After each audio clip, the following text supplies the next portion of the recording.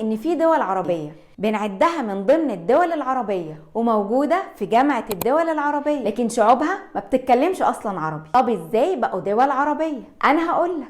اول دولة هي دولة الصومال، واللغة الرسمية فيها اللغة الصومالية. الدولة التانية هي دولة جيبوتي، اللغة الرسمية فيها اللغة الفرنسية واللغة الصومالية، يعني مفيش أي وجود للغة العربية. انضمت الدولتين دول لجامعة الدول العربية رغم إن شعوبهم أصلا ما بتتكلمش عربي لأغراض سياسية واقتصادية، زي مثلا إنهم يلاقوا دعم مالي ودبلوماسي. طب هي أي دولة كده ينفع تنضم لجامعة الدول العربية؟ بص يا سيدي، المادة الأولى من ميثاق جامعة الدول العربية بيقول أي دولة عربية مستقلة من حقها الانضمام لجامعة الدول العربية، لكن كلمة دولة عربية ما تحددتش عربية من ناحية إيه بالظبط، هل عربية اللغة ولا عربية العرق ولا إيه بالظبط، وبقت تحدد عروبة الدولة بشكل تقديري كده لمجلس الجامعة وبس كده.